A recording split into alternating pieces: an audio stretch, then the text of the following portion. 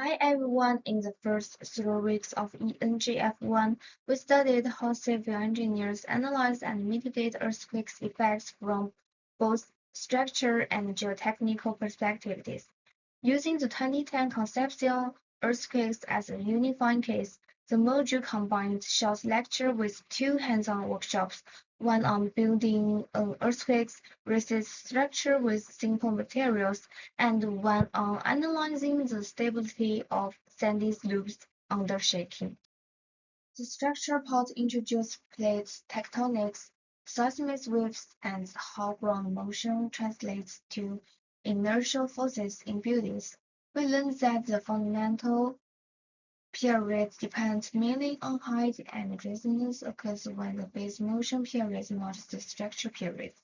Concepts of lateral stiffness, structural system choice, symmetry, and detailing were linked to observed failures, such as pancake collapse and connection failures. In the first workshop, we built a scale three-story model using SCAD as structure members, blue tack and tapped joint, and an egg to respect mass.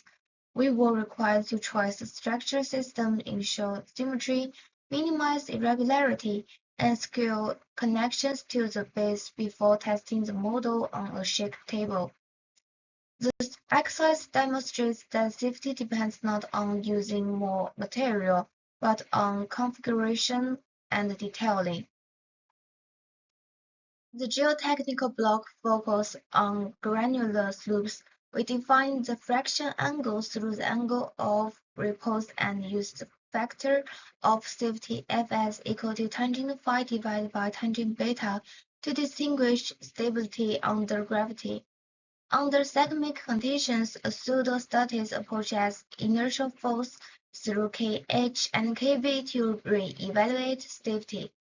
Case histories such as liquefaction introduce the failures in tailing dams shows that dynamic degradation can transform soil to field-like state and trigger long run-out failures. In the second workshop, we created a sand slope inside a box, measured its geometry to estimate density, and recorded the initial stable angle. A foam-based accelerometer was attached, and a horizontal impact was applied to obtain the peak acceleration at which the slope lost stability. By repeating tests, we obtained stable angles under different accelerations and observed that stronger shaking leads lower global slope inclination.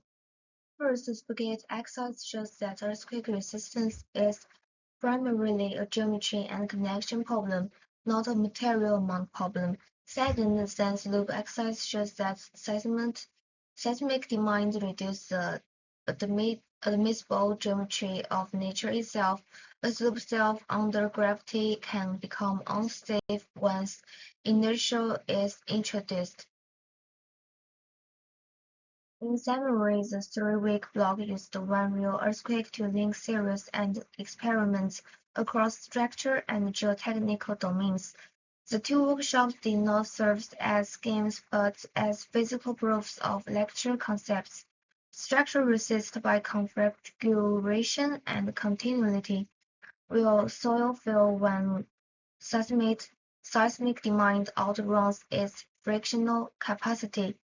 This integrated view is fundamental before proceeding to future analysis and design tasks.